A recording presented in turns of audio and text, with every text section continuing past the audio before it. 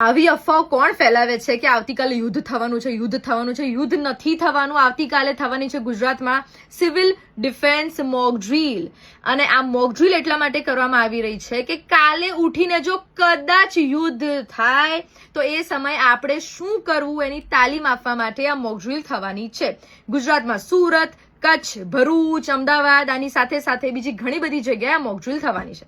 આ મોક ડ્રીલને સમજવા માટે બે પાર્ટ કરીએ. પાર્ટ 1 જે છે સાયરન પાર્ટ એન્ડ પાર્ટ 2 જે છે અંધારપટ એટલે કે બ્લેકઆઉટ પાર્ટ. 1999માં જ્યારે કારગિલનું યુદ્ધ થયું હતું ને ત્યારે સેમ પરિસ્થિતિ સર્જાઈ હતી.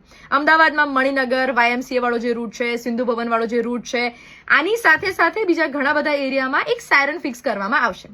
એ સાયરનની આસપાસના 3 થી 5 કિલોમીટરના અંતરમાં આ સાયરનનો અવાજ સંભળાશે. જેવો સાયરનનો અવાજ સંભળાય એટલે તમારે સમજી જવાનું છે કે તમારે એક સેફ જગ્યાએ જતું રહેવાનું છે. સાંજે 7:30 થી 8નો જે સમય છે ત્યારે થશે બ્લેકઆઉટ એટલે કે અંધારપટ. તમે ઓફિસ હો, ઘરે હો, એ જગ્યાની બધી જ લાઇટ્સ તમારે ઓફ કરી દેવાની છે એટલે કે ટોટલી બ્લેકઆઉટ.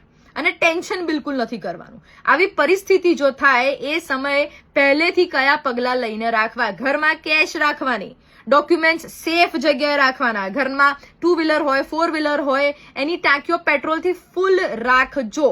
એની સાથે સાથે મહેરબાની કરીને પેલા વોટ્સએપ ગ્રુપમાં અફવા ફેલાવવાનું બંધ કરી દો, ખોટી વાતો કરવાનું બંધ કરી દો, લોકોને ડરાવવાનું બંધ કરી દો. યુદ્ધ નથી થવાનું. યુદ્ધ થાય તો શું કરવું એની તાલીમ આપવા માટેની આ મોક ડ્રીલ થવાની છે. એટલે પ્લીઝ ઘરે રહેજો, સેફ રહેજો અને અફવાઓ ના ફેલાવતા.